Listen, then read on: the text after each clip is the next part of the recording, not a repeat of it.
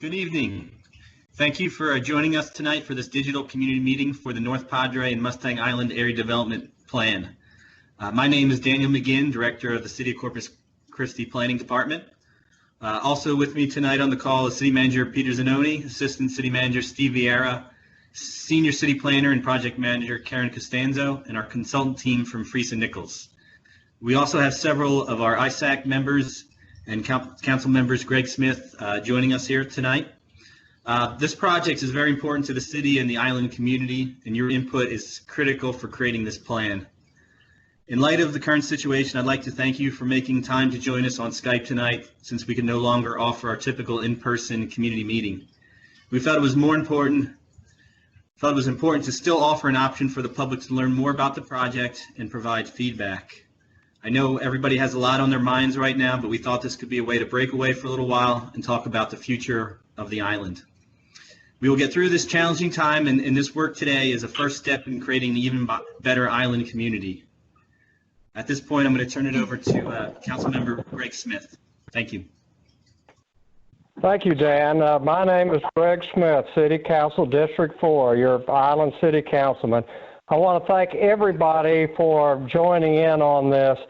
This is a very important for the future of Padre Island and Mustang Island.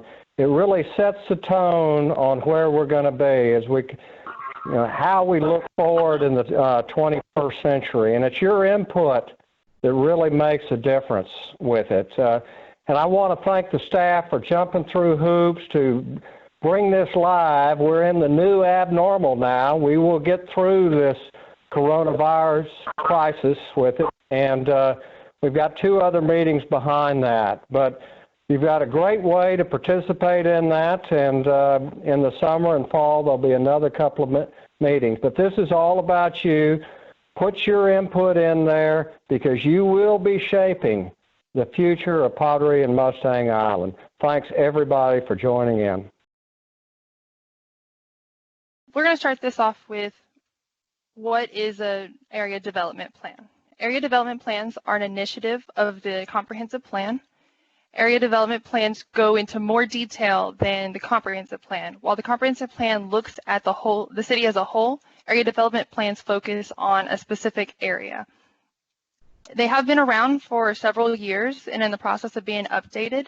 The last Padre Mustang Island plan was last adopted in 2004 and most recently updated in 2017. So looking at the boundaries of this study area, on the left hand of the screen you can see a context map showing where the study area is in reference to the city. On the right hand side you can see the ADP boundary for the Padre Mustang Island ADP, where Mustang and Padre Island within city limits are included. So planning gives us direction. It allows us to know where we're going. Without having a plan, you can't really know where that is. It also helps to create a vision. Through this plan, we hope to be able to create a vision for what the city looks like in 10, 15, 20 years. We also want to bring focus to the community level. We want to look at what the specific needs and desires for this community are and make recommendations that are tailored to Padre Mustang Island. Now I want to talk a little bit about the process and deliverables. There are going to be 4 main phases to this planning process: public outreach, snapshot, preparing the plan, and then finalizing the plan. In the first phase, we are reaching out to the public to get input from you through an online survey, through advisory committee meetings, through community workshops and community meetings like this one. Then we will then do an analysis of the existing conditions, what we like to call a snapshot of the area at this time. We'll use all this information, what we receive from the public and what we learn about the existing conditions, to develop a plan that identifies recommendations for the community. We'll then present this plan to the community, get feedback from all of you so that we make sure that we are hitting the mark on this plan. Once all the tweaks are made, we'll present it to City Council for final adoption. In terms of the timeline for this project, we started it early this year. We will have 3 community meetings throughout the project, the first one being here today. Then we'll have 2 follow-up meetings in the summer and fall of this year and planning for adoption in winter of 2020. So what I want to emphasize is that this is your plan. We want you to stay involved throughout the process. You can do that through multiple ways, monitoring the project website and registering for updates. You can sign up for our email updates, so whenever there's a change in the plan or there's another meeting, you'll be the first to know. You can take the online survey, which is open now. You can take it on your computer, tablet, or phone. A lot of people have actually taken the survey on their phone so far. And then provide input throughout the process. Like I said, there's multiple meetings for opportunities for you to attend the online survey, and we encourage comments throughout the process. We also encourage you to invite your family, friends, neighbors to all participate because we want to make sure that everyone's voice is heard. For the deliverables, the final product, what you can expect is a summary of the community input so that you can see what the community said. Identifying future land uses. Here on the right, you can see an example of a future land use map that was developed for the Southside Area Development Plan. And then we'll develop community vision. That might be one vision, it might be multiple visions to ensure that there is a clear vision for Padre Mustang Island. Then you can expect implementation strategies and public investment recommendations within the plan. Now I want to talk a little bit about the existing conditions. Here we have some demographics. When you look at population, you can see that there is steady growth on the island, starting with about 6,000 population in 2000 and growing to approximately 10,000 today. And this makes up about 3% of the city population. For median age, Padre Mustang Island is a little bit higher than the city of Corpus Christi with 48.5. And the race and ethnicity makeup of the island is very, very similar to what it is across the city. As you can see here, the largest majority is white with 17% of Hispanic origin. When you look at education, a majority of the population of the city of Corpus Christi is a high school graduate or has some college, while a majority of the island has an associate's degree or higher. I also want to look at the median household income, where you can see there's approximately 4,500 households on the island, while there are 123,000 in Corpus Christi. When you look at the median household income, you can see that there's approximately 103,000. 103,000 is the median household income compared to 53,000 for the city of Corpus Christi. So this is a significantly higher median household income compared to the population. We also want to look at different aspects, including the existing land use. On the map here, you can see that the study area has been divided into a northern and southern portion, with the northern portion on the left and the southern portion on the right. When you look at the existing land uses, the majority of the area, not including water, is park or conservation preservation areas. But when you look at what the remaining developable land, not including water, conservation, or park areas, the highest majority is the vacant area, making up 70% of the developable land. We'll also look at the urban transportation plan. This identifies roadways within the community. On the map, you can see solid lines that represent existing roadways and dotted lines that represent proposed roadways or roadways that are not built to their full extent. Through this analysis, we'll also want to look at if additional connections need to be added to this map, or perhaps some roadways should be removed. We'll also look at the bike network plan. On this map, you can see where bike facilities are identified throughout Padre Island. There's bike boulevards, bike lanes, and cycle tracks in different areas. Then we have the preliminary firm map. This is the flood insurance rate map, which is issued by FEMA, used to identify different levels of flood risk. As you can see, a majority of the island is identified at some level of flood risk, and this is something that we want to definitely take into consideration when developing the plan. And now I'd like to give you a short preview of the community survey. Here you can see on the left-hand side what you might be viewing if you were to take the survey on your computer. And on the right-hand side, you can see what it would look like on a mobile device. On this start screen, there's a little bit of information about the plan, and then you can click the green button to begin. On the second page, we want to know what are your priorities. On the left-hand side of the screen, there are a number of categories that identify priorities. For each of these priorities, you can learn a little bit by, there's a little short description about each of the priorities, and then you can drag these different words above the line in the order of your priority. On the mobile device, you may need to scroll in order to view more about that priority. On the third page, there are a series of questions about your priorities. On a computer, you would see on the left-hand side a few categories. Each of these categories has a question for you to respond to.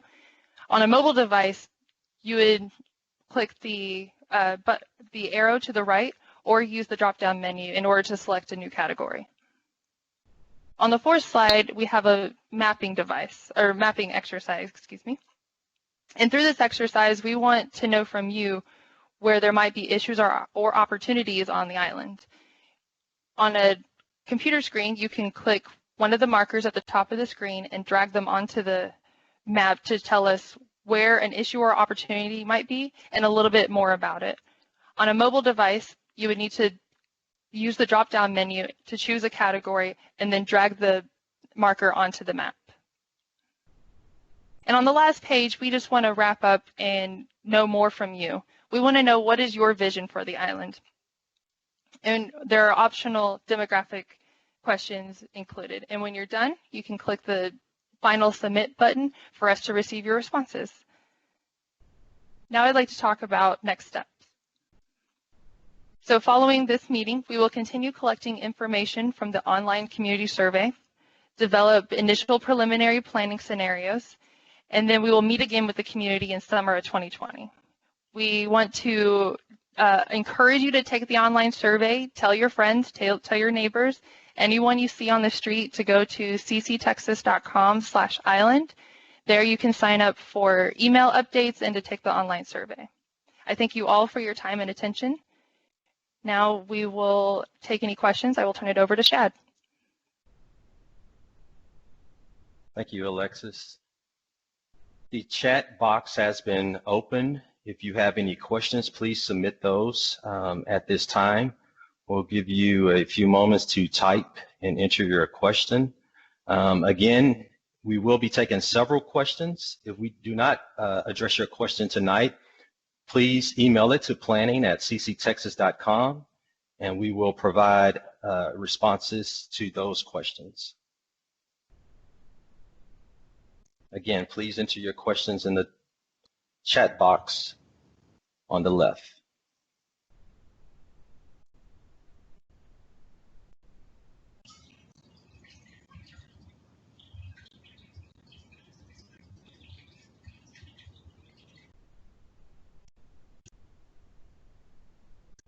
And please don't be shy, we can't see you.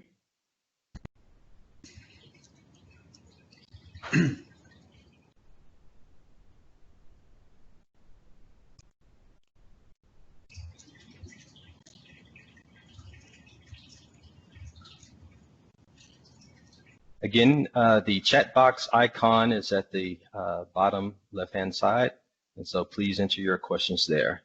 So we do have one question. With the development plan, what strategies are being used to take into account the environmental impacts? So Dan, I will start and then I will turn that one over to you. As it was mentioned in the presentation, this plan brings the focus down to a community level, so we will be looking at environmental impacts. There are various analysis and GIS information that we'll be pulling together throughout the process to identify any environmental impacts to the development that will occur here, and all of that information will be taken into consideration. One of the good things about this location is because of its location, there's been a lot of environmental studies done. And so we have that information and the information from city staff as well, just their knowledge and history of the area will be integrated into this process.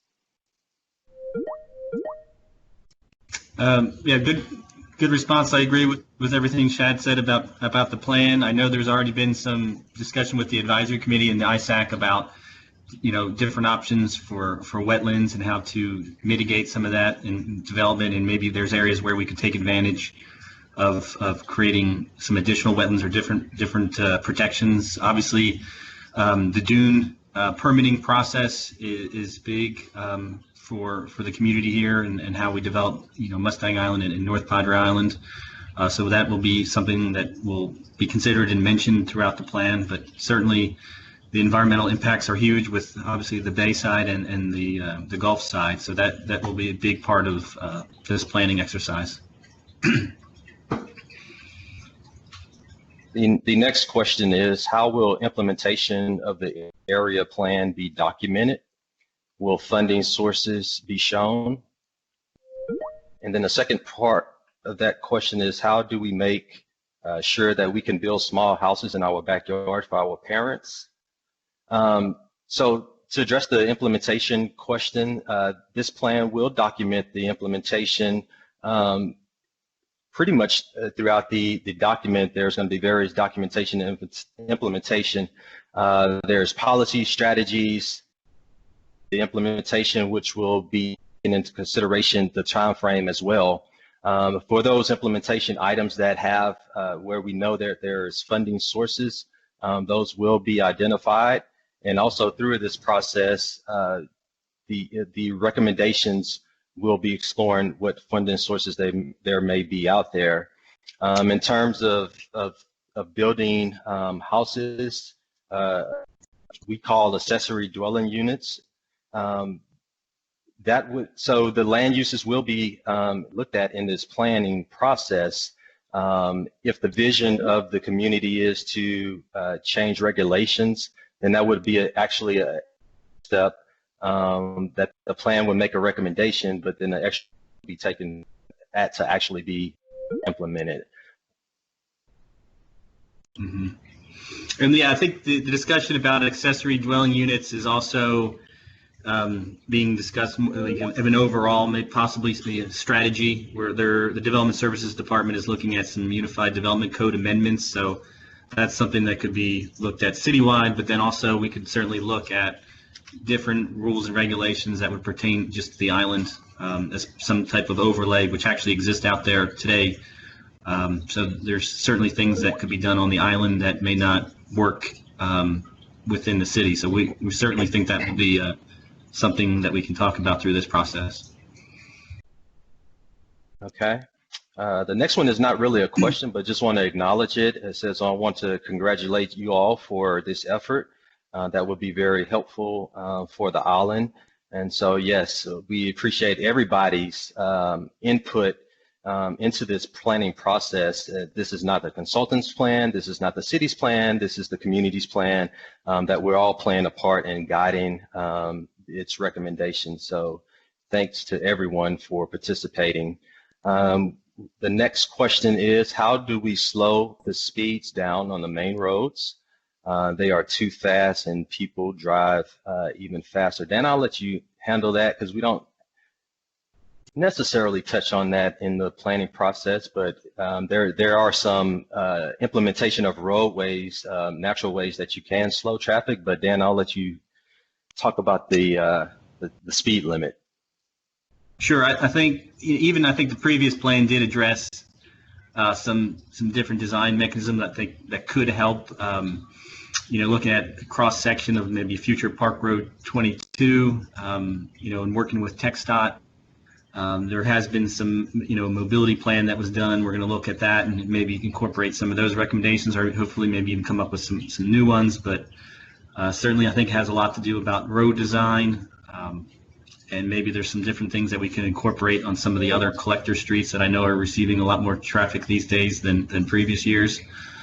So certainly, I think road design will be part of it. We can look at some options on how to how to incorporate some traffic calming into some of those busier roads. Thanks, Dan. The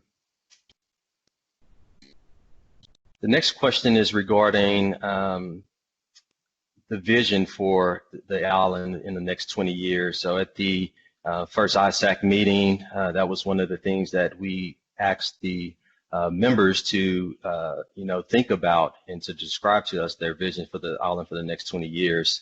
And Alexis, I believe that we do have a question related to vision on the MetroQuest survey. Is that correct? Yes, on the last page of the MetroQuest survey, there is a box for you to let us know what your vision is, and you tell it in enough room to give all of the details. Yes, and that is a very an important question, and we get a lot of great responses when people answer that question. The next question we have is, will this plan have a focus on the existing residential community that is lacking in sidewalks, amenities, etc., as well as all the planned new development on Park Road 22 going to be widened to handle our increased population? So yeah, this plan does look at existing land uses in general, residential across the board, and we do look for those connections that may be missing, amenities. Again, your input is very valuable, because when you tell us the type of amenities that you are looking for in this community, then we're able to plan and integrate those into the overall vision for the area. And that includes roadways as well, if those roadways need to be widened, adjusted, or right size. So the plan will address those.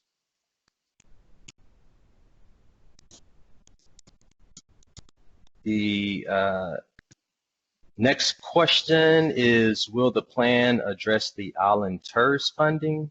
Dan, I'll let you handle that, because I'm not sure in what aspect it would. Yeah, I mean, I think, the planning process will lead to certain projects and amenities. And I guess the island does have the benefit of one more funding mechanism through the TERS. So this plan can then help, prioritize those projects. There is a project plan in place for the TERS today, but that can always be amended. And, this plan would hopefully lead, help prioritize projects and let the TERS board then make any changes that they would like to that plan, and then, fund however they would see fit, those project priorities. So I think it could help make more informed decisions with that TERS funding, definitely. The next question refers to the ongoing development, and how involved will the local community be? Are there projects community groups could contribute? Then I'll let you touch a little bit on this. I'll say I'm not sure what's meant by ongoing developments, but in terms of this planning process, the local community will be and should be very involved, and we're giving you that opportunity through the survey. And as we move through the planning processes, there'll be other opportunities for the community to be involved in. I think it's also important, are there projects community groups contribute? I think it's also important that plans the implementation is not all on the city or all on the county, but that they do identify some implementation that perhaps community groups can contribute to. Again, it's a community plan, and I think the community, as well as the city and other partners, all work together to make the implementation come to fruition.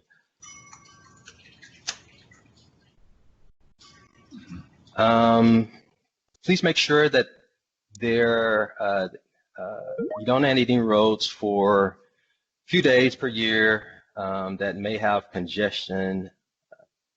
And if you can make the roads wider, traffic actually gets worse. Dan, I'll let you touch on that. I'm not sure if that's related to spring break time, which is a very unique situation. hmm the capacity, yeah, let's see, I was reading ahead here. Make sure that the roads for as far as the peak season events. Yeah, I mean, I know the MPO is got a project to kind of evaluate the intersection at Park Road 22 and 361. That's on their kind of prioritized list of studies to evaluate. So I think that could lead to some recommendations on what improvements could be made during those peak event times, those peak weekends. A lot of that is to do with traffic coming out of from Port Aransas and Mustang Island south, and then through North Padre Island and out to the highway system. So, yeah, that certainly has already been kind of identified as an issue, and maybe some corrections could be made at that intersection. Okay. And Dan, I think we'll take these last three and we'll end the questions there. And I'll let you take this next one. A big question regarding the Padre channel. Critical repairs are needed before new development. Not necessarily a question. I think they're just recognizing that there will be some repairs. You want to add to that, Dan? Yes, I still need. I know the Padre channel had some damage with the hurricane. I know they're still working. Our engineering department's still working some things out. As far as when those repairs could be made and how they could be funded. So I'll have to get more information about how those repairs will be funded and what kind of level of repairs will be done. But certainly that could have some impacts on funding availability, maybe for other things. But that will be something we'll find out a little bit more about through this process, and we'll make the community aware of as we get more information. Great. Next question. I'd like to be able to ride my bike from the island to the bluff and the mainland. How do we get a bike bridge built? First, I'd like to say, I don't know if I can ride that long, but great endurance. A bike bridge. So I know we will look at multimodal options for transportation. And so we'll explore everything and the feasibility of things, how that might play into the plan. And Dan, I don't know if you have if there's any history or any prior discussion to the planning process about a bike bridge that you might be able to add to. No, in fact, I had looked for some, so there was a gentleman that had mentioned that maybe there was something looked at for this. I'm still trying to track that down, but the person I talked to wasn't aware of a study that would have looked at something to that effect. Obviously, the bridge that goes over to the island from Flower Bluff, obviously not a place you want to be riding a bike or walking over. So I think that's the question, or that would be the kind of the real issue. It would be trying to solve that problem and how you could get something across there, because it obviously goes over the intercoastal waterway. But I'll continue to look. I'm not sure if there's been a study done that has looked at that, but we would certainly need to be working with TxDOT if that could ever come to fruition. But we will at least explore to see if there was any work done in the past. I just have not been able to locate it to this point. Okay, we got two more questions. One of the things I really like about living on the island is being able to see stars. Can we make sure we don't add street lights that ruin the darkness? I know that there are dark sky regulations in certain areas, and I think there's lighting, there's special lighting that could be implemented that allows you to have those dark skies. The plan, I'll say, won't go into any specific, certain type of lighting, but we will look at that in a planning process, and that could come out as a recommendation to have special lighting that also provides, street lights what pedestrians and vehicles may need at night while still allowing you to have a dark sky view. And the last question here, For tonight, will the plan address the conceptual bike path proposed by the Nature's Coastal Parks beyond the city limits? Then I'll let you touch on that because it mentioned beyond the city limits, so not sure if there's another connection there. Yeah, we'll have to talk with Scott Cross. I know I had heard something to that effect that they were looking at maybe doing something on their property. We'll have to coordinate with them to see what details they have on that. But certainly, if they're doing something, yes, we would include it in our plan. Great. So that ends our Q&A for this evening. We really appreciate you attending and joining us online this evening. Again, if you have additional questions and you would like to have responses, email those to planning@cctexas.com. And please, please, please visit the website, project website at cctexas.com/island. Take that survey, the MetroQuest survey. We really value your input. Your input is what goes into and creates the plan vision. So please provide that input. Again, we appreciate your time. Have a great evening, and please be safe. Thank you.